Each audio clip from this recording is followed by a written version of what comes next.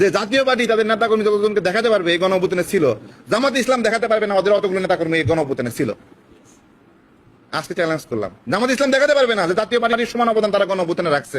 বুঝতে পারছেন? জাতীয় পার্টিকে নিষিদ্ধ করতে হবে। নিপীড়কদের আতঙ্কের নাম হলো জামাত। এইরকম একটা বরকতময় দল যারা অন্যায়ের বিরুদ্ধে প্রতিবাদ করছে, ভোটের অধিকার আদায়ে লড়াই করছে, তাদেরকে যারা পছন্দ করে না অথবা পছন্দ নাও করতে পারে, ডিরেক্ট বলতেছে যে জামাতের পাশে বসবে না। কত বড় ভয়ঙ্কর কথা! তারা খুনির পাশে বসতে পারে, ধর্ষকের পাশে বসতে পারে, অপরাধীর পাশে বসতে পারে, কিন্তু জামাতের পাশে বসা যাবে না। কত বড় চিন্তা করেন! আমার বুদ্ধির বয়সে আমি জামাতকে এমন কোনো ভয়ঙ্কর অপরাধ করতে দেখি নাই যে কারণে আমি জামাতকে ঘৃণা করবো। আমরা দেখি নাই। আমরা যেটা দেখেছি, সুনামগঞ্জে, সিলেটে যখন ত্রাণ বিতরণ আমি করেছি, আমার পাশাপাশি জামাতের কর্মীরা ছিল, দেখলাম আমি একদিকে করতেছি, তার একদিকে করতেছে। হিন্দু পল্লীতে কেউ ত্রাণ নিয়ে যায়নি, আমি ত্রাণ নিয়ে গিয়েছিলাম। আমি যাই দেখি জামাতের কর্মীরাও সেখানে দিচ্ছে।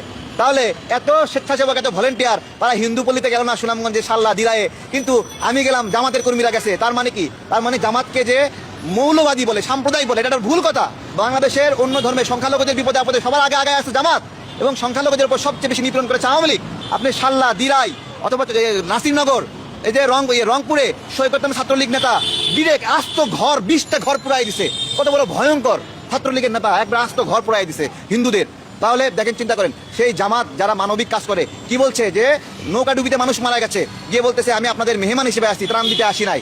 মেহমানরা আসার সময় কিছু নিয়ে আসে না, আমরাও কিছু আপনাদের জন্য নিয়ে আসছি। এইরকম মানবিক কাজ যারা করে, তাদেরকে যারা বলে যে তাদের পাশে বসা যাবে না, ভাই আপনি কে? আমার প্রশ্ন কি? আপনার পরিচয় কি? আপনি কোন হনু? আপনার কয়জন কর্মী আছে? এগুলো বলতে হচ্ছে, বাধ্য হচ্ছে আমরা এগুলো বলতে। কি কি কারণে আপনি তাদেরকে ঘৃণা করছেন? জবাব তো দিবেন, জবাব দিবেন তো। এই কারণে ঘৃণা করছেন। আজকে শেখ হাসিনা চাচ্ছে যে ইসলামিক দলগুলো, ইসলামী আন্দোলন, চরমোনাই, তারপর জামাত, তারা যেন বিএনপি সহ বিরোধী দলগুলোর সাথে না মিলে যায়। কেন না মিলে যায়? কারণ যারা বিরোধী রাজনীতি করতেছে, তাদের মধ্যে যারা আল্লাহকে ভয় করে রাজনীতি করে, তারা ওই গুলিকে ভয় পায় না। শেখ হাসিনা চাই গুলিকে ভয় পায় না এইরকম যে গোষ্ঠী রয়েছে, তারা যেন বিরোধী আন্দোলনে সক্রিয় না হয়। এই যে জায়গা, এই জায়গাতে শেখ হাসিনা ভয় পায়। তাহলে শেখ হাসিনা চাচ্ছে জামাত, ইসলামী আন্দোলন না মিলে যাক। আবার আমাদের বিরোধী দলের মধ্যে 2-1 জন বলতেছে ইসলামী আন্দোলন, জামাত, তারা আমাদের সাথে না মিলুক। তাহলে তারা কি শেখ হাসিনার ইচ্ছা বাস্তবায়ন করছে?